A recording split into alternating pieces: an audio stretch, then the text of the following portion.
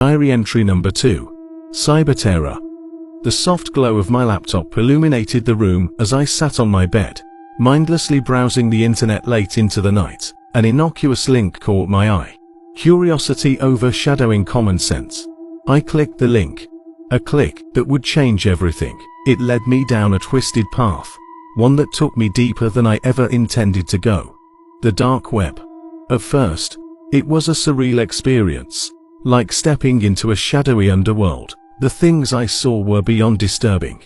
Illegal markets selling forbidden goods, forums discussing unthinkable acts, and the grotesque inhumanity laid bare in ways I couldn't fathom. It was as if I had unwittingly stepped into a realm where humanity shed its mask, revealing its darkest, ugliest face. My heart raced with each passing moment, and a deep sense of unease settled within me. I felt like an intruder, a trespasser in a realm not meant for the likes of me. I quickly closed the browser, hoping to escape the deep and dark abyss that is the dark web. But the images lingered, haunting my thoughts.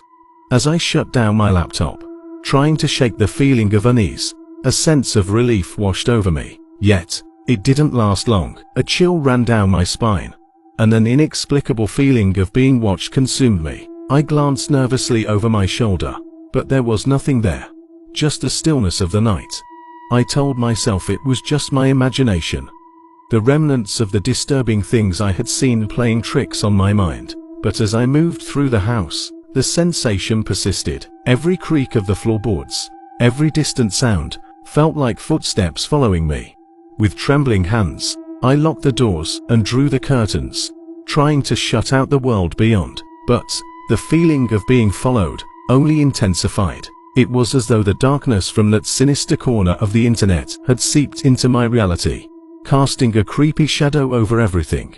Sleep eluded me that night. Every sound outside my window, and every passing car felt like a potential threat, only adding to my ever-increasing anxiety. The hours crept by, and as dawn approached, the feeling began to subside, leaving behind a lingering sense of unease. Days turned into weeks, and despite my attempts to move on, that unsettling feeling of being followed continued. It became more than a mere sense. It was a palpable presence, an invisible weight on my shoulders that refused to lift. It felt like I was losing my mind, driven by the need to prove that I have not lost my mind. I began to dig deeper into my digital tracks, retracing my steps through the dark web. I knew it was risky, but I felt compelled to uncover the source of this haunting sensation. Confined in my house, hours turned into days as I navigated the depths of the internet, following faint trails and breadcrumbs left behind in my browser history. Finally, I stumbled upon something, an encrypted file buried deep within a forgotten folder. With trembling hands, I decrypted the file, revealing a series of cryptic messages and distorted images. As I sifted through the data, a realization struck me. The very act of clicking on that link had unleashed something that had latched onto my digital footprint and followed me into the real world. Determined to sever this connection, I meticulously dissected the code, searching for any trace of its origin, and then, buried within the lines of code, I found it. A dormant piece of malicious software, designed to track and monitor the activities of unsuspecting users. With a surge of adrenaline, I attempted to disable the program and erase its traces from my system. But as I delved deeper into the code, I realized the extent of my folly. The entity wasn't merely a piece of software. It had become entangled with my digital footprint in ways I couldn't comprehend. My efforts to expunge it only seemed to provoke a reaction. The screen flickered, and a chilling message appeared. "You can't escape me." Panic clawed at my throat as my laptop ceased to work. From that moment, all of a sudden, I heard whispers. I wasn't sure where they were coming from, but they were undeniably there. A cold dread settled in the pit of my stomach. Despite my best efforts to sever the connection, it seemed that by delving into the darkest corners of the web, I had invited someone into my life. They weren't content with staying confined within the digital realm.